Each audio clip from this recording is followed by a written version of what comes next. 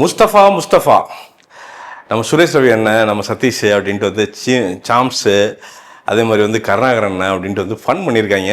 ஒரு ஜாலியான படங்க. ஒன்றும் இல்லை, 2 ஃப்ரெண்ட்ஸு, நல்லா பொய் சொல்கிற ஒரு ஃப்ரெண்டு போய் ஒரு காஜியில் தலைவன் மாட்டிக்குவான். ஏன் மாட்டிக்கிறான், எதனால் மாட்டிக்கிறான், அதுக்கு நடுவில் பார்த்தீங்கன்னா தலைவனுக்கு கல்யாணம் வந்துடும். இந்த காஜிக்கு நடுவில் இந்த கல்யாணத்தை எப்படி சமாளிக்கிறாங்க, எப்படி சமாளித்து எப்படி வந்து தப்பிச்சு வர்றாங்க அப்படிங்கிறதான் படம். இருக்கலே கஷ்டம் என்னென்னா, பிரவீன் சரவணன் அவர் தான் அந்த படத்தை வந்து இயக்கியிருக்கிறாரு.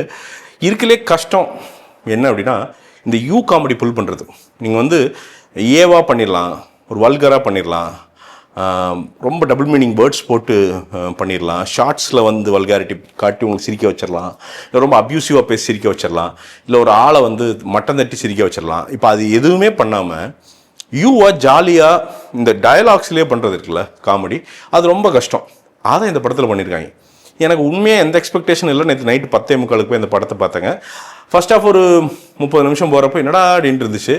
அப்புறம் அப்படியே பார்த்தீங்கன்னா அந்த கெமிஸ்ட்ரி ஒர்க் அவுட் ஆக ஆரம்பிச்சது. செகண்ட் ஆஃப் இன்ட்ரோவில் வரும்போதே ஒரு மாதிரி ஓகே, ரொம்ப க்ளீனாக ஃபன்னுடா அப்படின்னு தெரிஞ்சுது. இன்ட்ரோலுக்கு அப்புறம் அப்படியே பிக்கப் ஆகி செம ஜாலி ஆகிடுது. கடைசியெல்லாம் வந்து பார்த்தீங்கன்னா கல்யாணத்துக்கு மொய் வைப்பாங்க ஃப்ரெண்ட்ஸ் எல்லாம். சும்மா சௌரியத்துக்கு காலேஜுக்கு எதுக்கால இருந்த கேன்டீன் இருக்கிறவர், கட்டையில் இருக்கிறவரெல்லாம் கூப்பிட்டுருவோம் அப்படி நம்ம சுரேஷ் ரவி, நம்ம சதீஷ் கல்யாணத்துக்கு. அதெல்லாம் அந்த சீன்லாம் பார்த்தீங்கன்னா புதுசாக இருந்தது, செம்ம ரோஸாக இருந்தது. உன்னை காமிக்க சொல்லுவாங்க, நீ காமி அப்புறம் நான் உங்களுக்கு அமௌண்ட் போடுறேன் அப்படிங்க.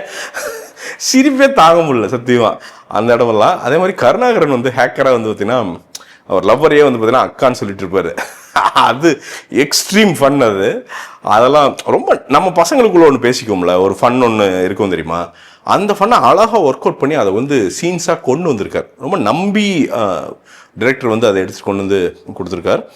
நிச்சயமாக சொல்கிறேன், இது நாளைக்கு மிஸ் பண்ணிட்டீங்க அப்படின்னா, இல்லை இன்றைக்கி மிஸ் பண்ணிட்டீங்க அப்படின்னா ஓடிடி வரும்போது சொல்லுவீங்க, நல்ல என்டர்டெய்னராக இருக்கே அது மிஸ் பண்ணிட்டோமே அப்படின்னு சத்தியமாக சொல்லுவீங்க.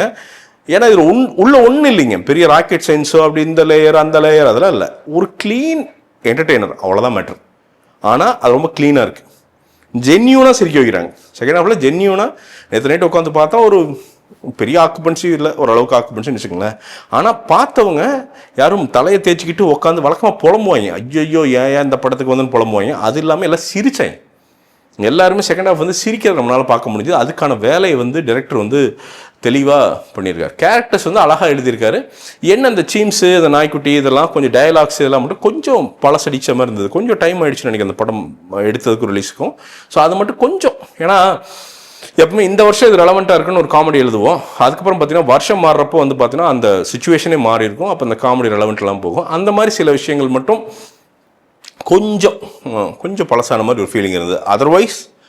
அதர்வைஸ் ரொம்ப க்ளீனான, ரொம்ப ஜாலியான, நல்ல ஜாலியான என்டர்டெய்னர்.